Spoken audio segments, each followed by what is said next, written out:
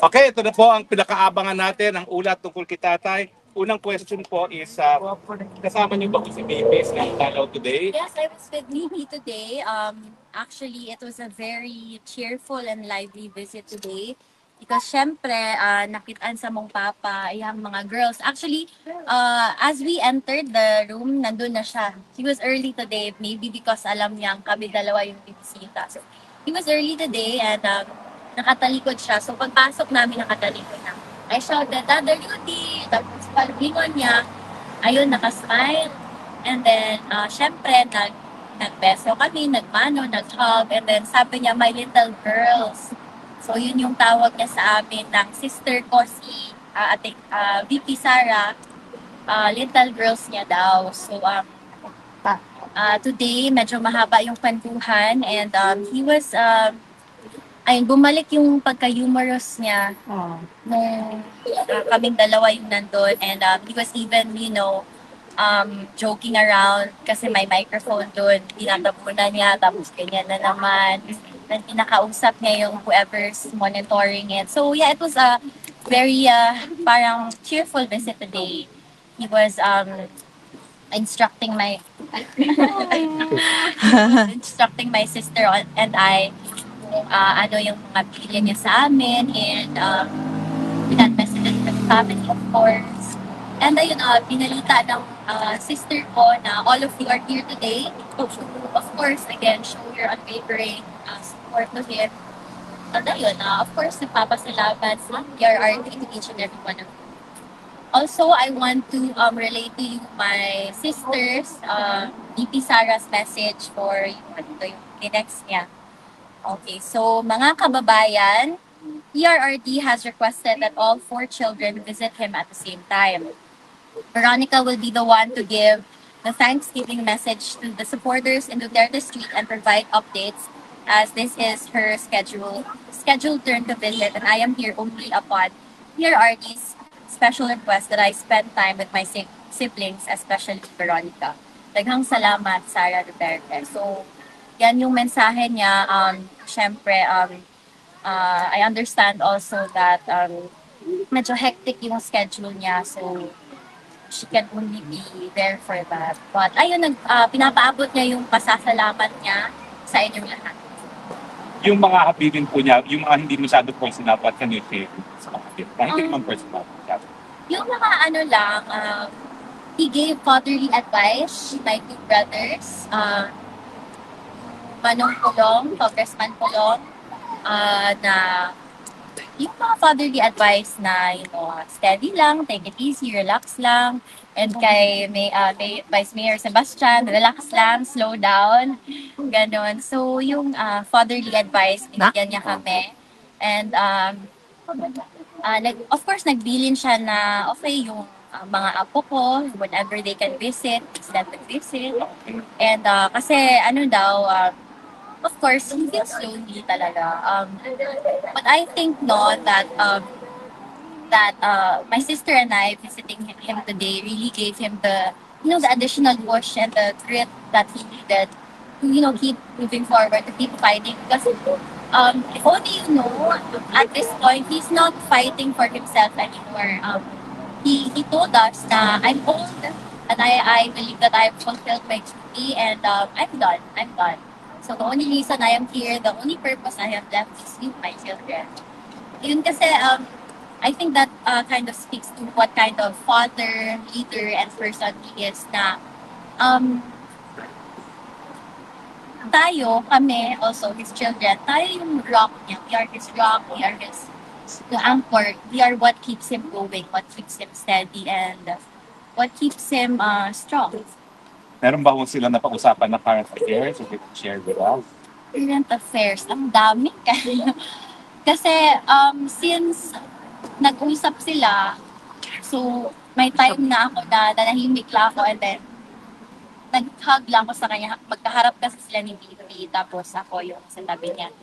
I think pinag-usapan nila yung current state ng Davao pa rin and he's very proud of Vice Mayor Baste, sila Kong Pulong, Kong Omar, and si si Rico, si Councilor Rico, yung Vice Mayor ngayon, pinag-usapan nila yung development ng Davao. And of course, officials, kamusta na ba? Kasi kamusta ba yung mga tao, kamusta yung mga Filipino, are they okay? Kasi, well, it's not president anymore, so hindi na ganun kalaki yung magagawa niya, but he's always, uh, he reassured us na you, the Filipino people, are always on his mind. Yun pa rin yung iniisip niya until now.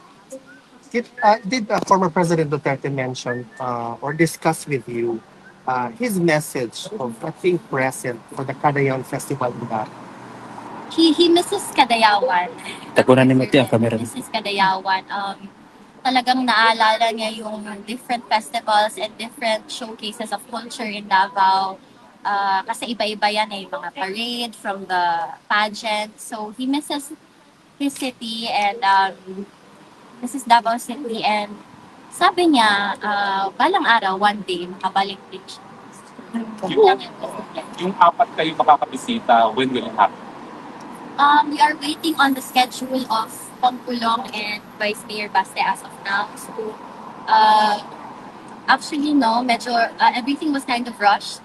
So, we are still arranging it. But I think it's either by the end of the month or next month. Sasabay kaming apat kasi yun yung special request. Si VP, will she be here for the confirmation of charges? That I do not know, but she is, I think she is planning out her schedule because we cannot say for sure pa kasi hindi naman basta-basta pwedeng umalis kasi hindi siya. As Veronica Kitty Duterte, what's your message to the entire Filipino community supporting your father unwaveringly up until now approaching 6 months?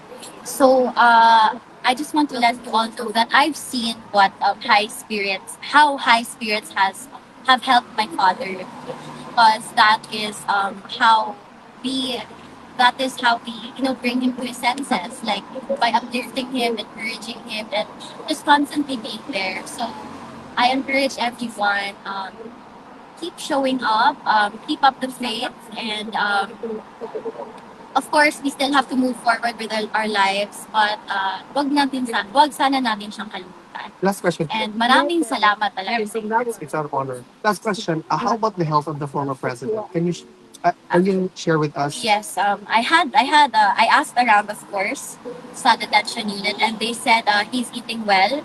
Actually, no, my father kasi he's naturally skinny because of, genetics. His mother is my nanay Suling is skinny also. Kaya kahit anong kain niya, payat pa rin. And it also comes with the old age, of course. So he's eating, siguro not ideal yung eating time niya and the amount of food that he eats. But he's eating from time to time daw kasi he has 24-hour surveillance. Kung nakikita siyang pabunot-bunot ng mga sa kusina. So, ganyan siya eh. Gusto niya yung maya-maya, and then gusto niya yung later the afternoon na kumain. But sometimes they would have to push him to eat para naman ma-inom niya yung medication. Thank you, Kim. Okay. Ma- Yes. Ma'am Kitty, hi. Yeah, I flew from London to be here this morning, and this is my 13th time to come to The Hague, and I've supported your father since the time of the Duterte administration. And I'm just wondering how you cope. I get relentlessly bashed, so many comments on Facebook and social media, and some people can be really harsh and nasty.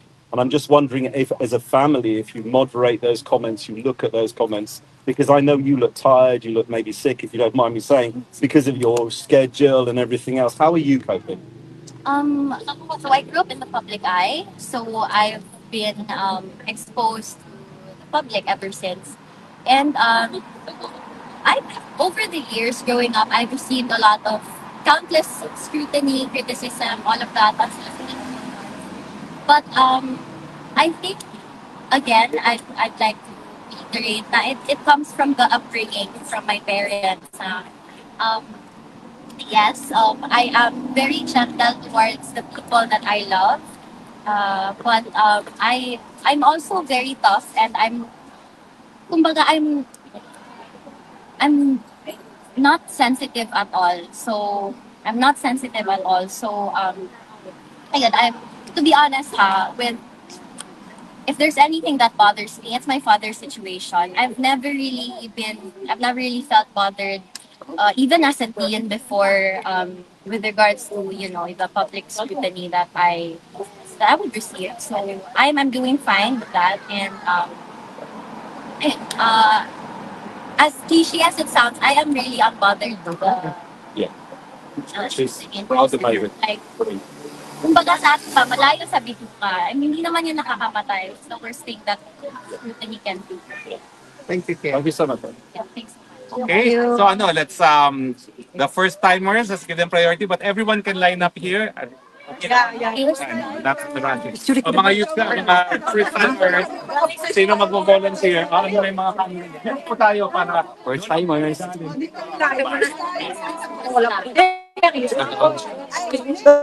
Gamita? Para makit-kit. Salamat po sa update ng Lord sa attorney. Ikit ni attorney. Buhay po kayo. Actually, hindi po si Billy sa dati. Gani. Hindi siya makapunta dito. Hectic daw po yung schedule ni BP. So, binasa na lang po yung sulat or yung pinadala na lang po ni